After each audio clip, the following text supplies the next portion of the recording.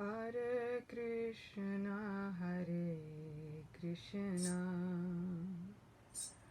Krishna Krishna, Hare Hare, Hare Rama, Hare Rama, Rama Rama, Hare Hare, Hare Krishna, Krishna Krishna, Hare Hare, Hare Rama, Hare Rama, Rama Rama, Hare Hare, Hare Krishna, Krishna Krishna, Hare Hare, Hare Rama, Hare Rama, Rama Rama, Hare Hare, Hare Krishna,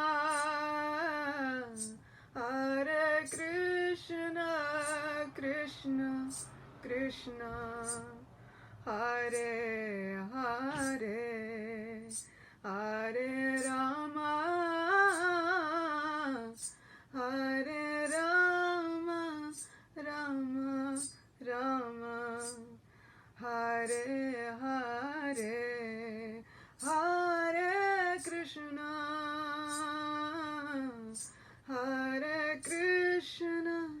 Krishna Krishna, Hare Hare, Hare Rama,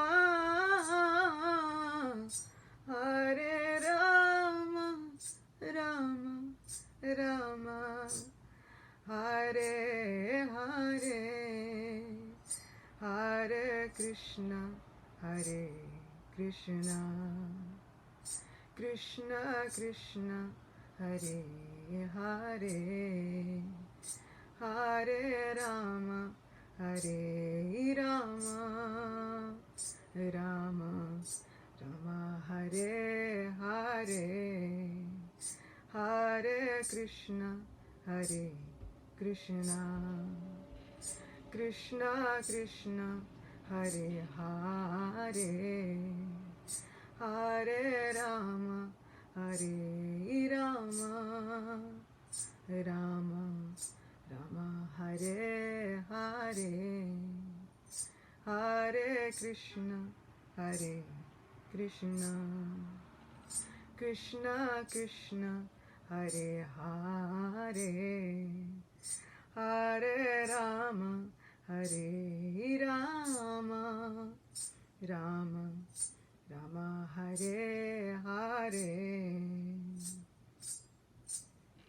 Shri Radha Govinda Dev Ki Jai.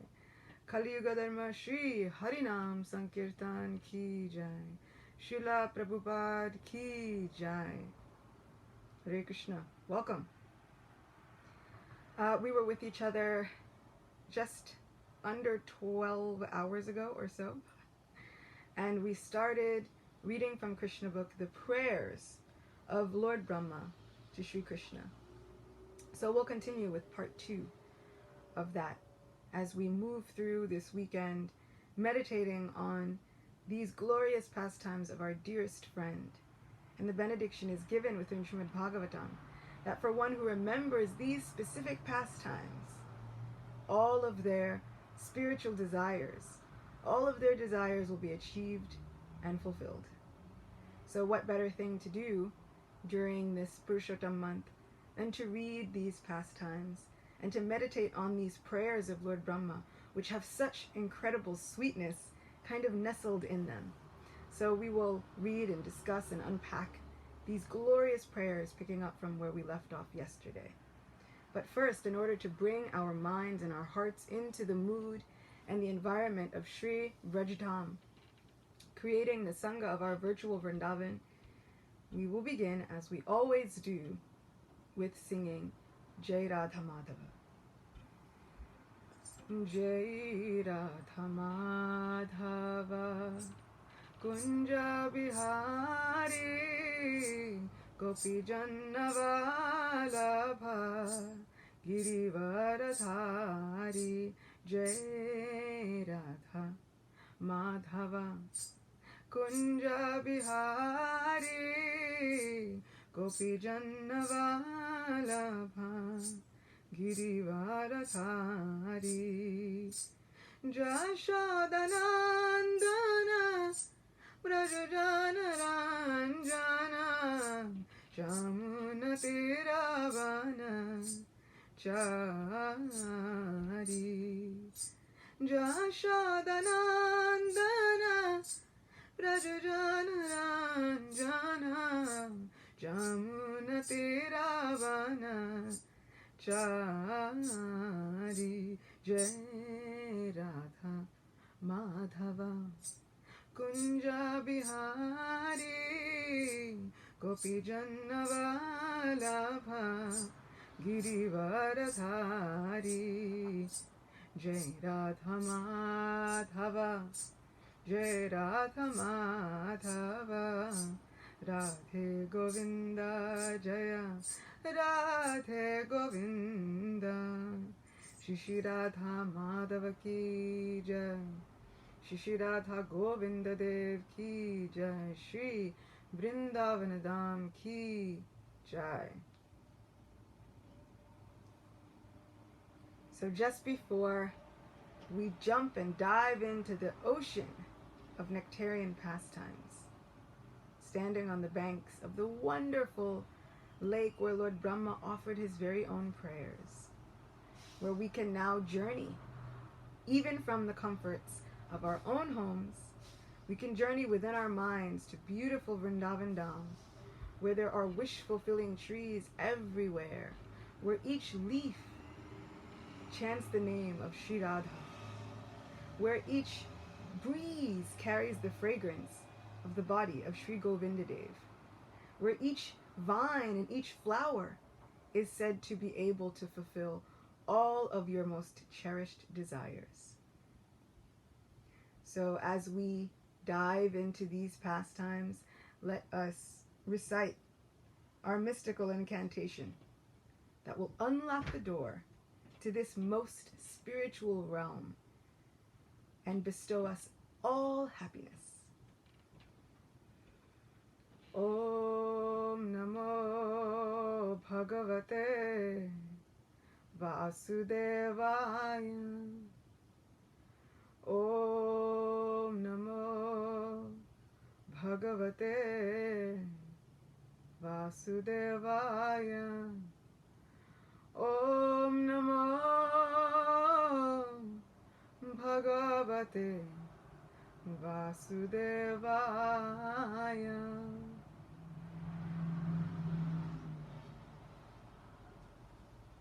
We heard a great many things yesterday from Lord Brahma, the very father of the universe, who committed the mistake of wanting to see who Krishna really was. And the mistake was not wanting to know who Krishna really was, but the mistake was kind of testing Krishna unnecessarily. He saw Krishna playing with his friends and thought, who is this boy? He can't be my Lord, the very source of my existence. He's taking food from some other boy's mouth, taking food from some other boy's hand. This can't be my most worshipful Lord, can it? And so Lord Brahma tests Sri Krishna. And in testing him, he realizes his own position as servant of the servant, of those gorgeous servants of Sri Govinda Dev. And so he begins to offer unlimited prayers in praise of Sri Krishna. We heard how last night Lord Brahma was saying that it is not by speculative knowledge that we can gain entrance into knowing the heart of Krishna. We can't know who he is by our tiny conceived notions. It is beyond the realm of our minds to even conceive of Krishna's greatness, the majesty of his internal potency.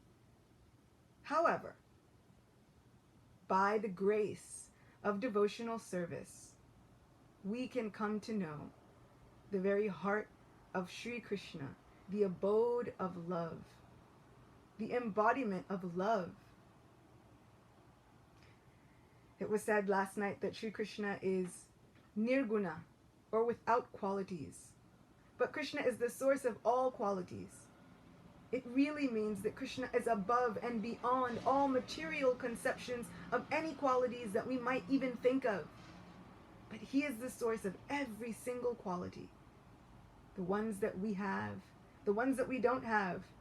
Within Sri Bhagavad Gita, Sri Krishna says, whatever there is, good or bad, within the living entity, know that I am the source of it all. So even the qualities that we might think of as bad qualities, they find their source and their origin even within Krishna.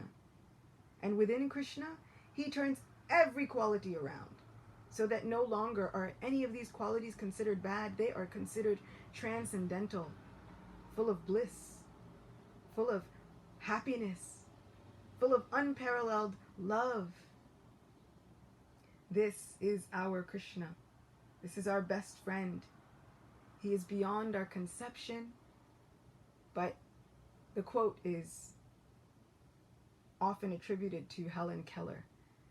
And the quote is saying that the best things in life cannot be seen or even heard, but must be felt with the heart.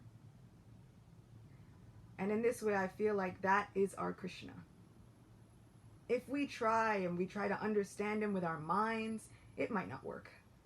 If we try to just look, I just want to see Krishna before I can believe, that might not work. With the potency of the holy name, that can work. But that works whether we can hear or not. Those transcendental vibrations will work, but they work best on the heart. The most amazing attributes of Sri Krishna can only be felt with the heart, through loving devotional service. So we'll continue with Lord Brahma's prayers. We're reading from Krsna Book that Srila Prabhupada beautifully summarized the entire 10th canto just for us, just in case he didn't have time to finish the translations and purports. And indeed, he did not. He left these mortal activities before he was able to finish the 10th canto. But he gave us Krsna Book.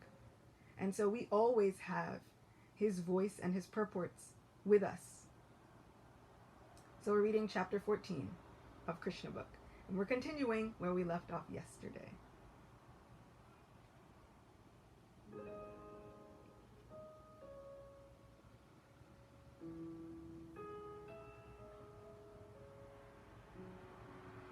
One should not uselessly labor in mental speculation to estimate the Lord's qualities.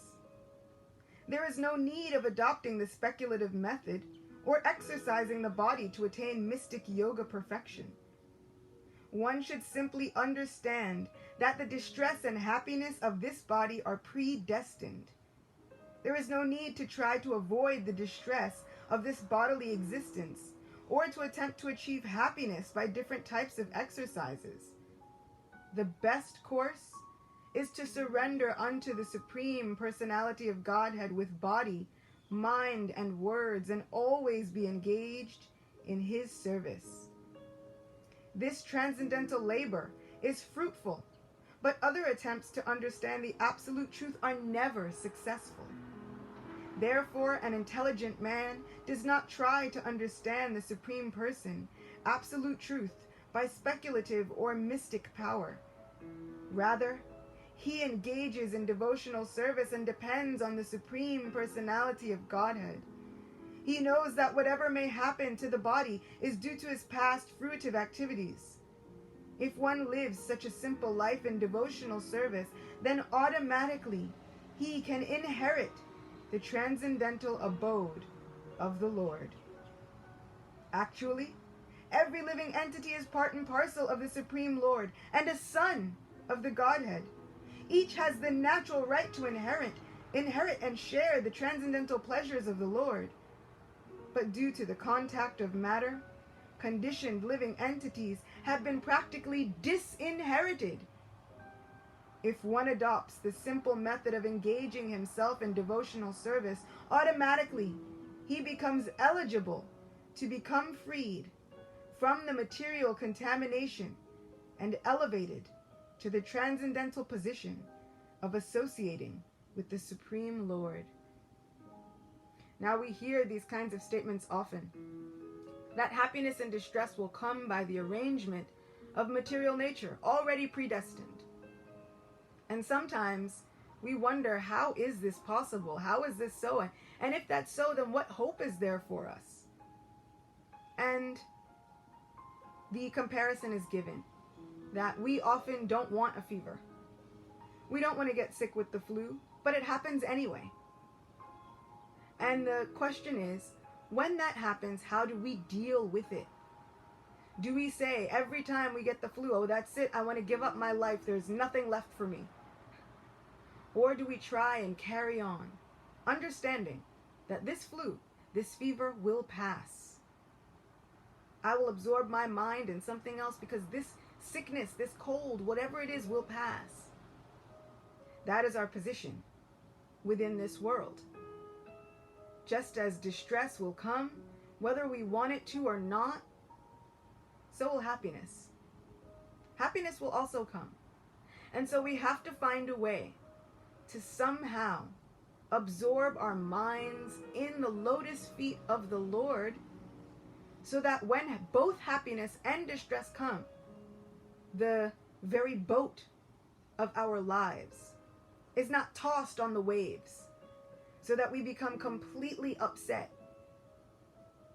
We don't want to come to a point where we become completely upset and forlorn in our distress, that we think that's it. There's no hope for me, because there is always Krishna's mercy. Similarly, in happiness, we don't want to become so overwhelmed, so overtaken, that we forget our real position. What is our real position?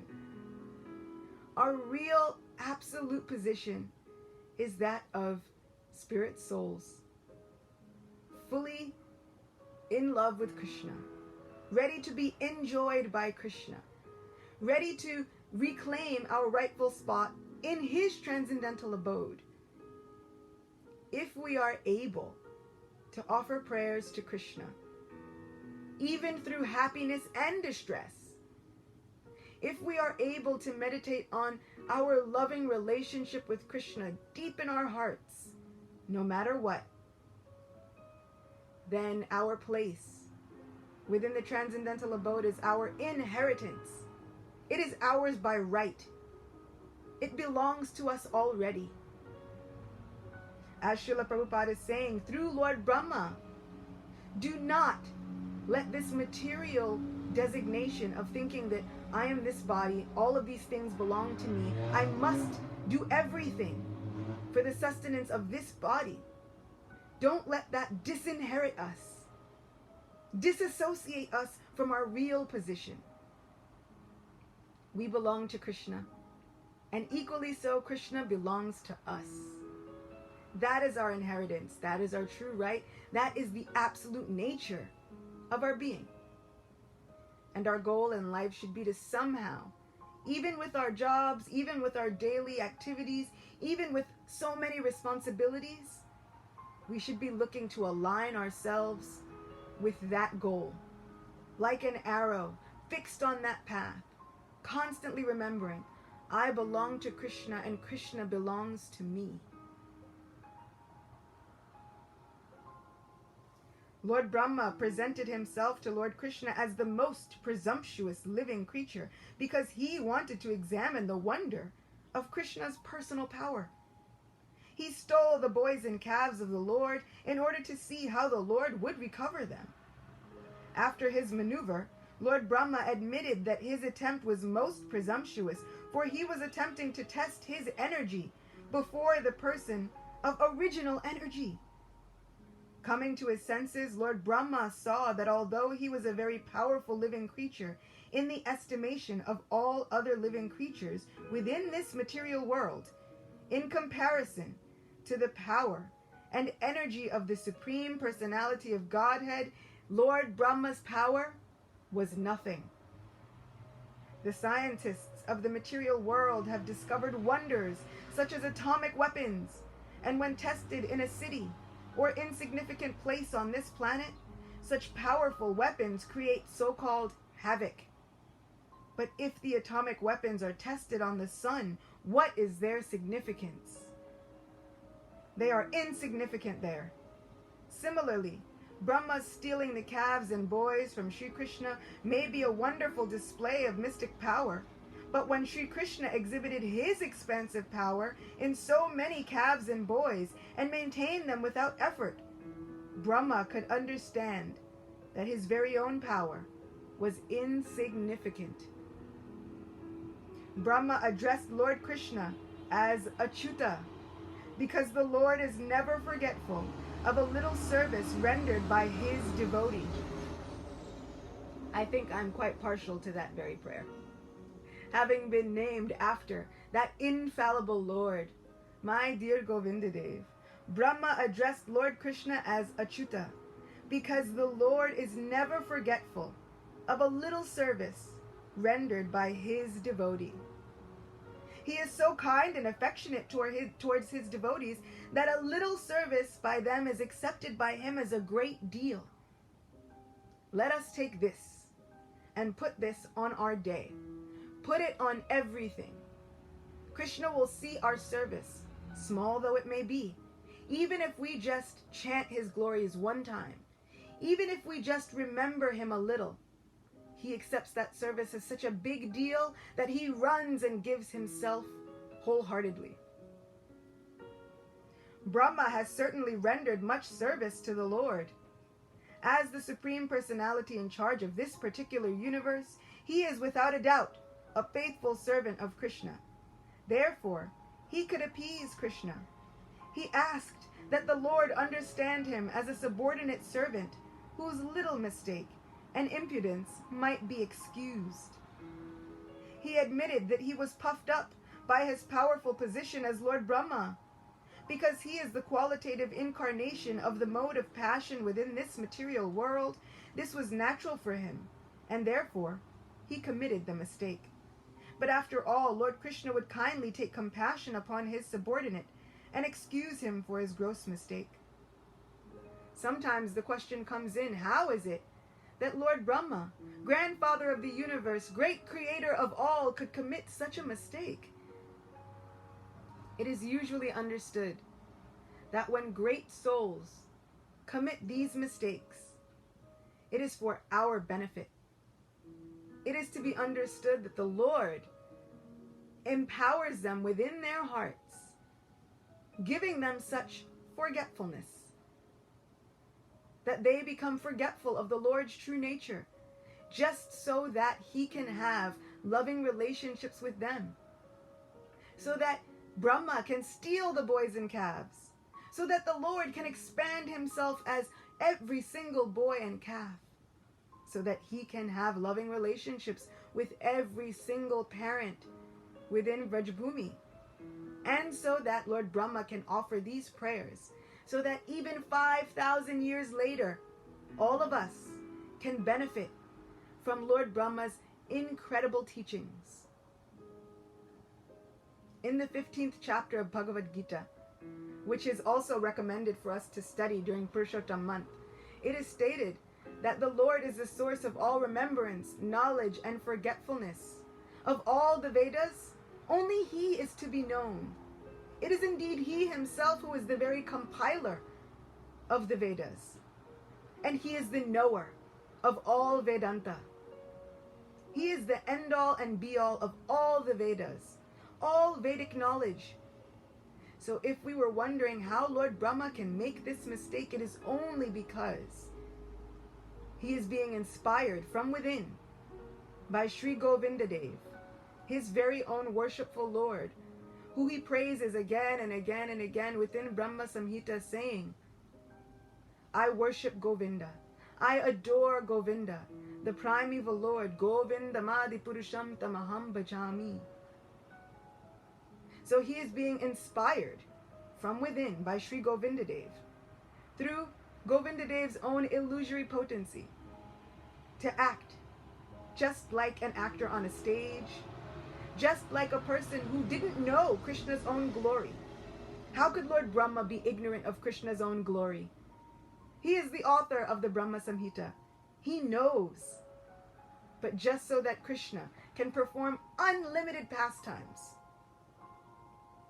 he willfully is inspired by forgetfulness within the heart, and he comes under the influence of the Yogamaya potency, just for our benefit, just to give us more reason to speak about Krishna, just to give us more of an opportunity to adore Sri Gopal and his small lotus feet as he stands as a young cowherd boy, even though he is the greatest of all beings, within, without this material creation. Everything is resting on him.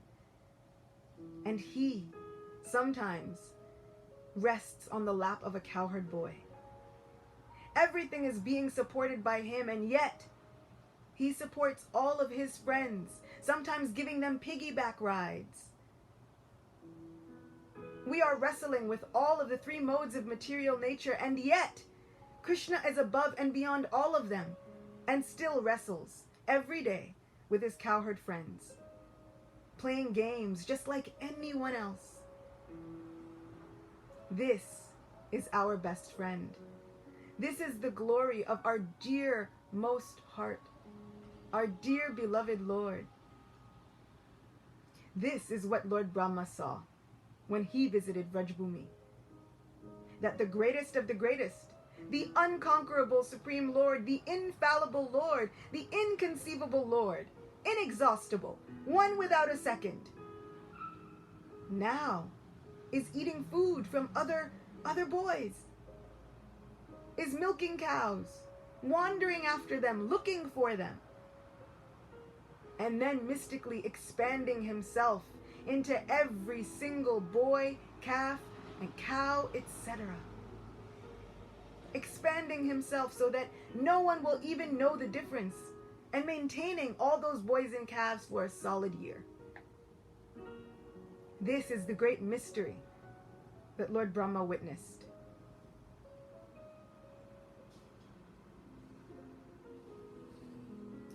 As the Supreme Personality in charge of this particular universe, he is without doubt a faithful servant of Krishna.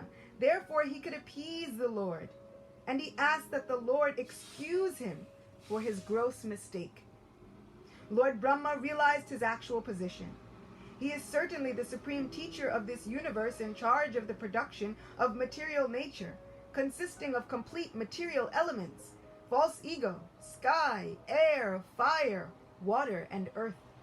Such a universe may be gigantic, but it can be measured just as we measure our body as 7 cubits. Generally, everyone's personal bodily measurement is calculated to be 7 cubits of his hand.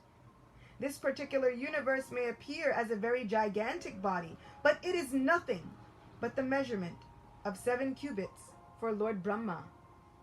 Aside from this universe, there are unlimited other universes which are outside the jurisdiction of this particular Brahma. Just as innumerable atomic infinitesimal fragments pass through the holes of a screened window, so millions and trillions of universes in their seedling form are coming out from the bodily pores of Mahavishnu, and that Mahavishnu is but a part of the plenary expansion of Krishna. Under these circumstances, although Lord Brahma is the supreme creature within this universe, what is his importance in the presence of Lord Krishna? And indeed, it is stated that as Lord Brahma was playing, sometimes Krishna was kind of praying. Krishna was looking around thinking, when can I get back to my friends? I'd like to enjoy my lunch with them. I was previously on the banks of the Jamuna getting ready to take my lunch with them, and now Lord Brahma is praying, okay, I'll wait. And the prayers of Lord Brahma are some 40 verses long. They're quite extensive, quite long. But Sri Krishna tolerates them. But within his heart, all he wants to do is go back to playing. So, Lord Brahma, Father of the universe, and all of the other Brahmas, who are fathers of many other vast universes, many much bigger than ours, are nothing compared to the glory and the magic potency that is our Krishna, our little Gopal, who just wants to play with his friends, who just considers you and I and all of us his friends. Over and above all of the majesty and the awe and reverence and the worship, he says, just remember me as I am, 2 hands, holding a flute, none other than your best friend. Lord Brahma therefore compared himself to a little child within the womb of his mother.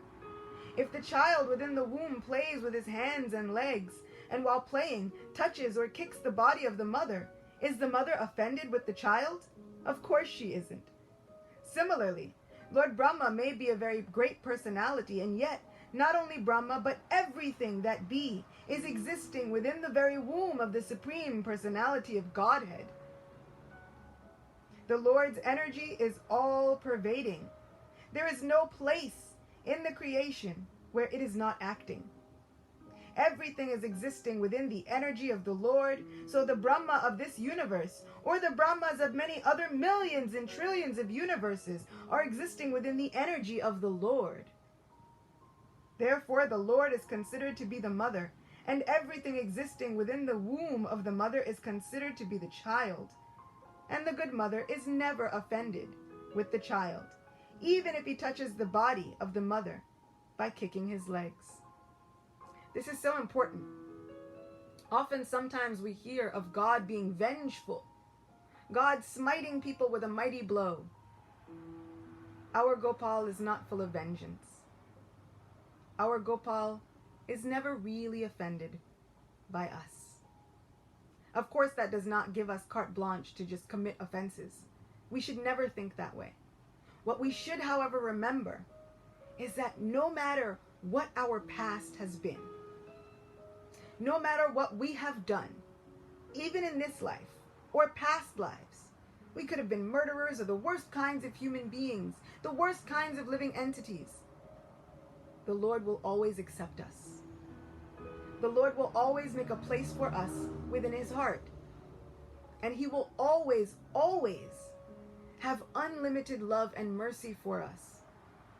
It is just up to us to reach out and grab it, claim our inheritance, reclaim our right as Krishna's devotees, filled with loving devotional service for him. Lord Brahma then admitted that his birth was from the lotus flower, which blossomed from the navel of Narayan after the dissolution of the 3 worlds, or 3 planetary systems, known as Burloka, Bhuvarloka, and Swarloka. The universe is divided into 3 divisions, namely Swarg, Martya, and Patala. These 3 planetary systems are merged into water at the time of dissolution. At that time, Narayan, the plenary portion of Krishna, lies down on the water, and gradually a lotus stem grows from his navel, and from that lotus flower, Brahma is born. It is naturally concluded that the mother of Brahma is Narayan. Because the Lord is the resting place of all the living entities after the dissolution of the universe, he is called Narayan. The word Nara means the aggregate total of all living entities, and Ayana means the resting place. The form of Garbhodakshayi Vishnu is called Narayan because he rests himself on that water. In addition, he is the resting place of all living creatures.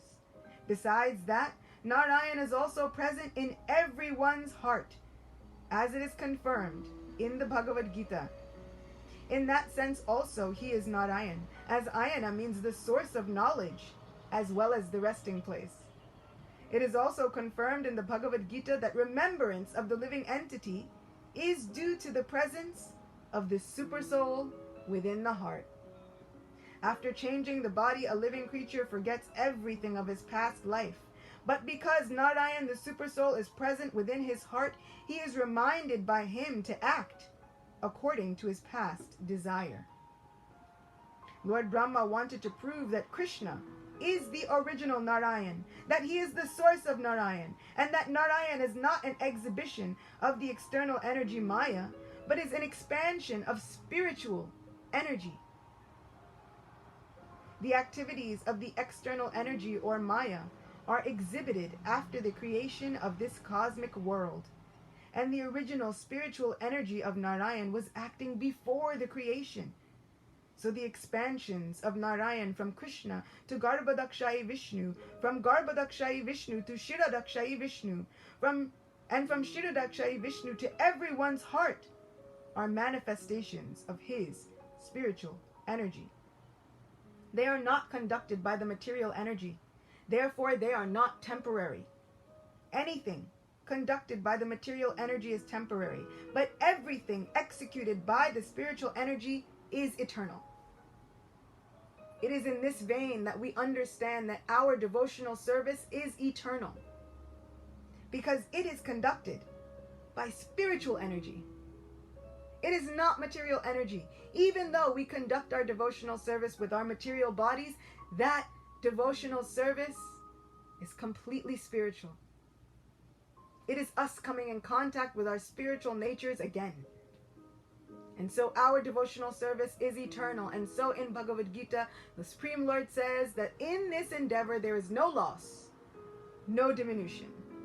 And a little advancement along this path can save us from the most dangerous type of fear.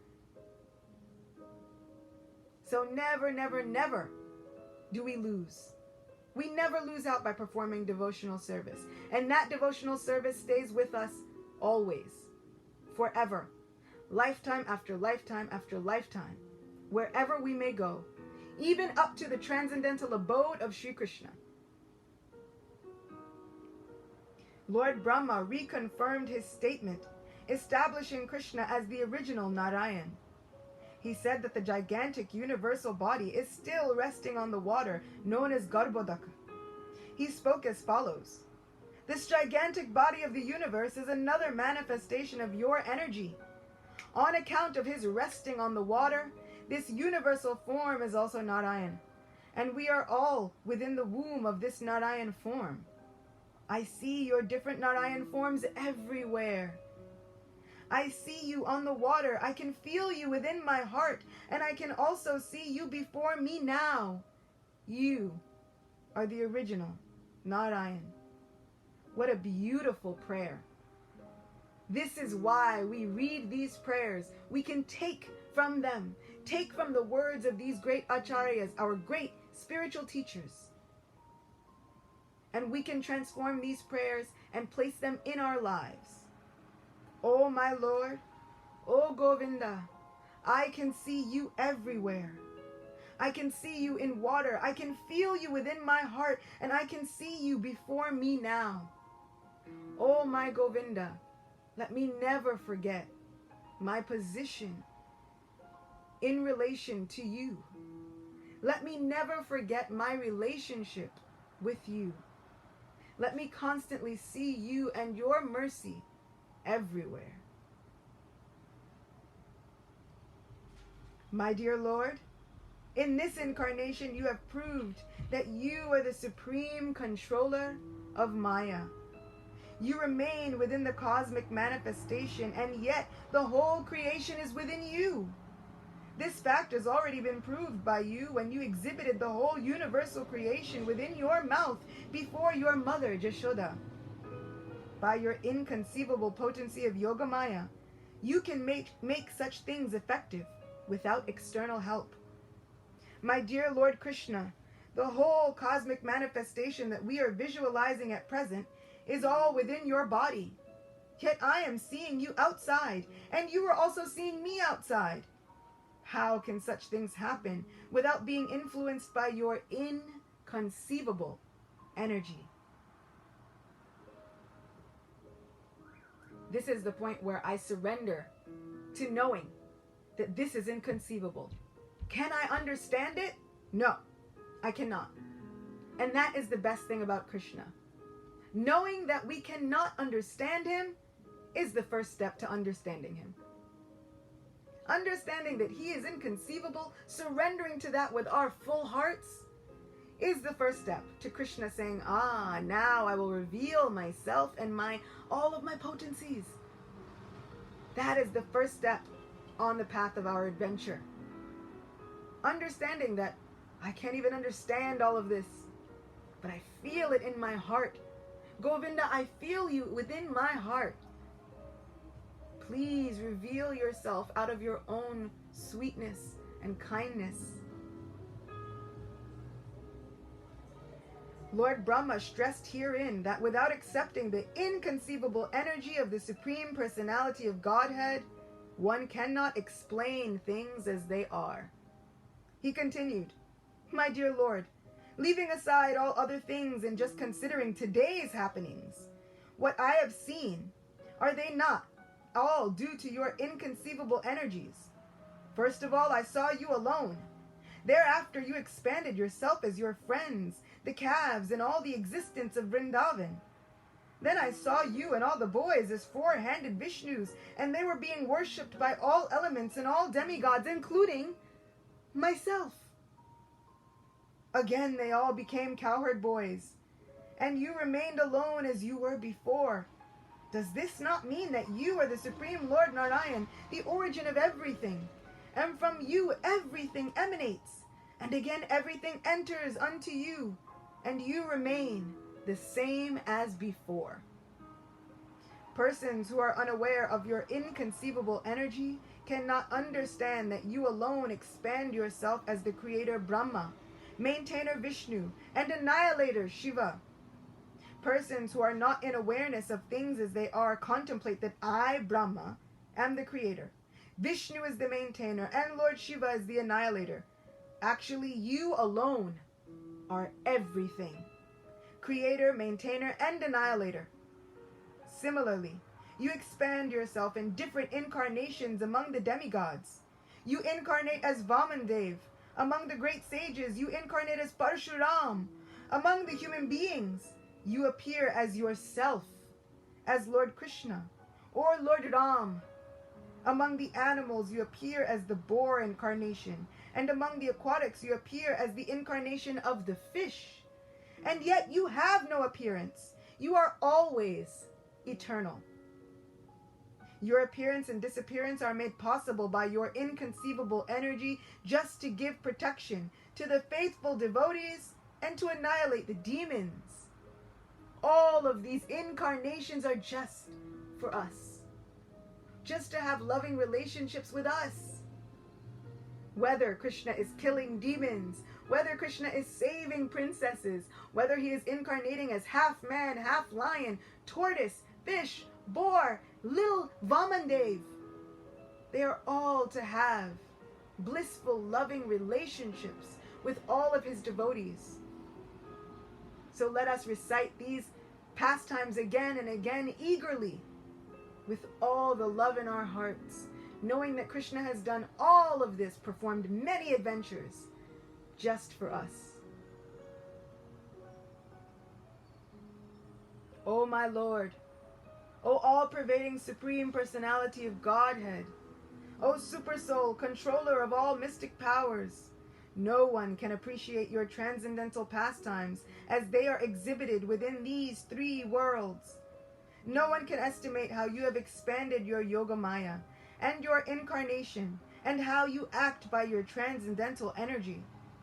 My dear Lord, this whole cosmic manifestation is just like a flashing dream, and its temporary existence simply disturbs the mind. As a result, we are full of anxiety in this existence. To live within this material world means to suffer and to be full of miseries, and yet this temporary existence of the material world appears to be pleasing and dear on account of its having evolved from your body, which is eternal and full of bliss and knowledge. Our lives are like a dream here. Let us wake up. Let us remember where we truly belong. Let us come out of this comatose sleep of our material existence. Just imagine, we have been sleeping for so long and our Lord has been waiting on us, pacing back and forth, just watching, wondering, when will my person open their eyes and look at me again?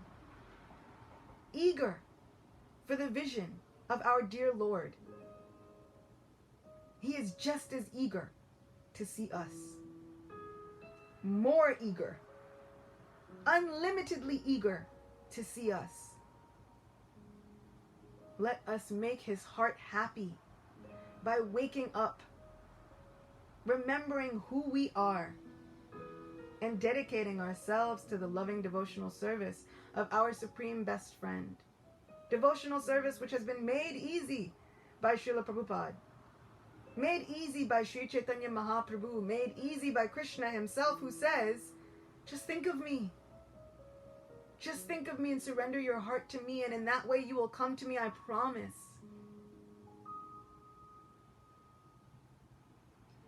My conclusion is therefore that you are the Supreme Soul, Absolute Truth, and the Supreme Original Person.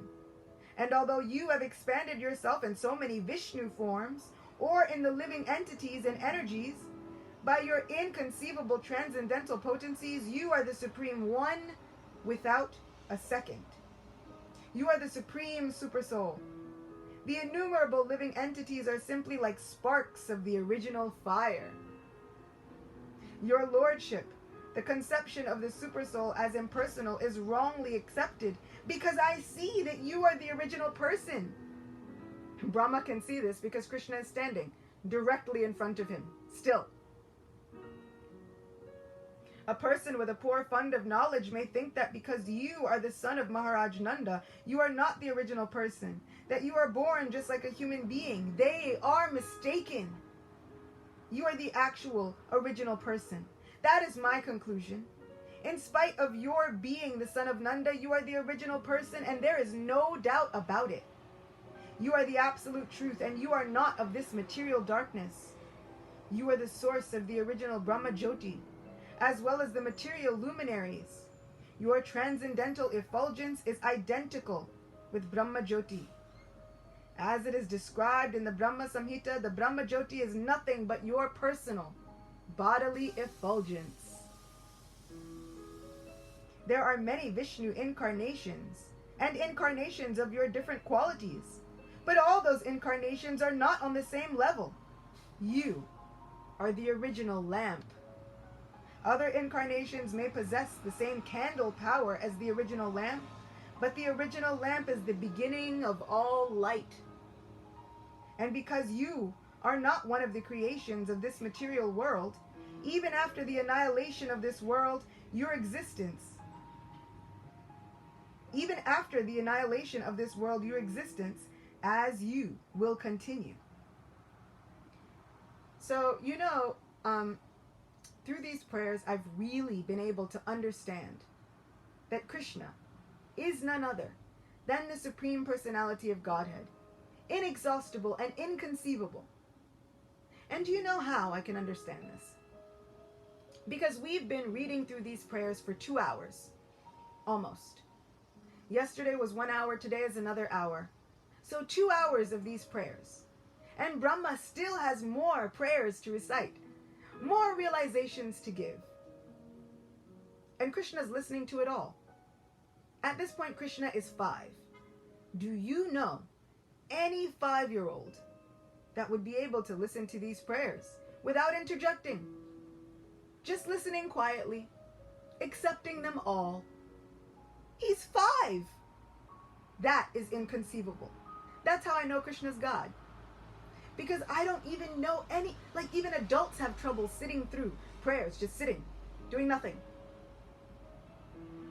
Just absorb them. Take them in. Understand them. Even as I recite these prayers, I know some of them are going over my head. Brahma's understanding is so vast that I can't even understand it. And so what to speak of understanding them, just listening to them. Krishna is 5. He has listened. He's understood. He's accepted them. He can elaborate on them. This is how I know Krishna is God and it's inconceivable. Because no other 5-year-old would be able to perform this. Because you are the original person, you are therefore described in the Gopal Tapani, the Vedic Upanishad, as well as in the Brahma Samhita as Govindam Adi Purusham. Govinda is the original person, that cause of all causes. In the Bhagavad Gita also it is stated that you are the source of the Brahman effulgence. No one should conclude that your body is like an ordinary material body. Your body is akshara, indestructible. The material body is always full of threefold miseries, but your body is Satchidananda Vigraha, full of being, bliss, knowledge, and eternality. You are also Niranjana, because your pastimes as the little son of Mother Jashoda or the Lord of the Gopis are never contaminated by the material qualities. And although you exhibit yourself in so many cowherd boys, calves, and cows, your transcendental potency is not reduced. You are always complete. As it is described in the Vedic literature, even if the complete is taken away from the complete supreme absolute truth, it yet remains complete. Supreme absolute truth. And although many expansions from the complete are visible, the complete is still one without a second. This reminds me of the first verse of Sri Upanishad that says that Krishna is always perfect and complete. And all of his emanations coming from him are also perfect and complete. So we have to remember that the true nature of our souls, having come from Krishna as his own emanations, are also perfect and complete. You are perfect as you are. You are complete as you are.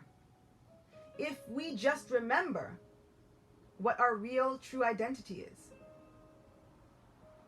If we look at this body, of course this body is not perfect and complete. We have defects galore. And we have imperfections galore. But inside is our soul. That bright, beautiful soul is perfect and complete. It is an expansion of Sri Krishna, emanating from his very own self. We are meant to give pleasure to the senses of Govinda. And Govinda in turn will give pleasure to our senses, because that is what he does. He destroys the distress of his devotees. He vanquishes all of their sorrows. He evaporates the ocean of tears cried by the living entity within this material existence. And he does so with nothing more than his charming, beautiful smile. The smile and the laughter of the Lord can reduce all of our sufferings to nothing. So let us remember, inside, we are perfect and complete. We are servants of the servants of the servants of our most beautiful Gopal, charming, wonderful, whose lotus-like face is encircled by curling locks of hair, and who can eradicate all of our miseries with just a smile.